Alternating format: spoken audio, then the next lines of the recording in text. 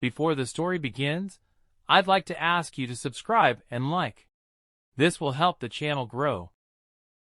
The Clockmaker's Secret, true detective mystery story. It started on a foggy Monday morning in the heart of Edinburgh's Old Quarter. When the owner of Pendleton and Sons Horology opened his shop, he found the door unlocked and the light still on. The master clockmaker, Arthur Pendleton, had vanished. His coat still hung on the chair. The kettle on the workbench was cold, and beside it lay a disassembled gold pocket watch, its tiny gears scattered like breadcrumbs. Yet one thing stood out. The second hand was ticking backward. Detective Eleanor Shaw examined the scene. "No sign of a struggle," she muttered. "He didn't run, he left." But to where? On the wall above his desk hung dozens of clocks, all stopped at 3:17 a.m. The time of his disappearance. The neighbor, Mrs. Doyle, insisted she'd heard faint music that night, like a lullaby played on metal. When Eleanor opened Pendleton's journal, the last entry read, "If the clock stops, the past returns." And in his handwriting, shaky, desperate, one more line. "The boy with no shadow knows." Detective Shaw tracked down the phrase from Pendleton's note, and it led her to "The boy with no shadow," a local nickname whispered by children around the docks. A street performer, about 17, who played music boxes made from scrap metal. No one knew his real name.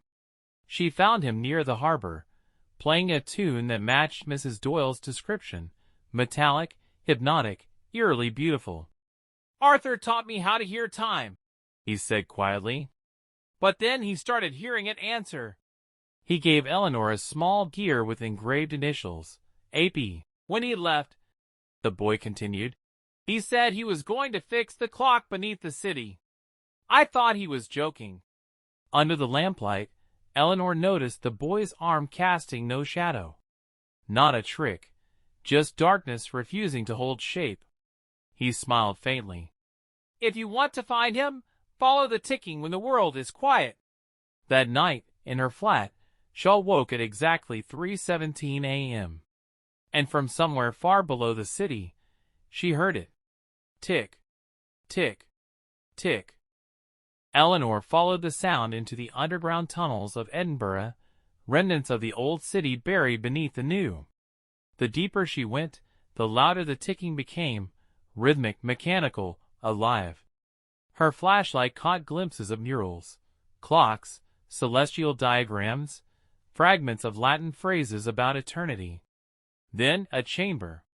In the center stood an enormous mechanical structure, its gears moving slowly, as if powered by the city itself. On a dusty desk nearby lay Pendleton's glasses and another entry from his journal. "I rebuilt the clock of souls. It listens, and it remembers." As she examined the mechanism, Eleanor found a compartment. Inside, a single silver key and a piece of parchment burned at the edges. It read, "To stop time, find its heart." Then, from behind her, a voice. "Detective Shaw. I hoped you'd come." Arthur Pendleton stepped from the shadows, eyes wide, smile trembling. "I fixed it," he said softly. "But it fixed me, too." Pendleton looked frail, almost translucent in the flashlight's glow. He told her the clock wasn't his invention. It was discovered, buried centuries ago by monks who believed it measured not hours, but memory.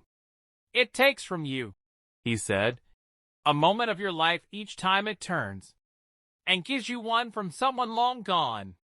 Eleanor frowned. "You're saying you've been trading memories with the dead?" Pendleton laughed softly. "Not trading. Borrowing." He reached for the silver key. "There's one turn left.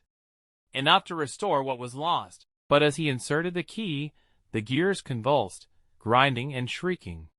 Shaw pulled him back, yet his hand remained inside the mechanism, the metal swallowing it whole. Then silence. The clock stopped. Pendleton fell to the floor, breathing hard. "It's done," he whispered. "But I'm not him anymore." They left the tunnels before dawn. The city above seemed normal, until Eleanor noticed something unsettling.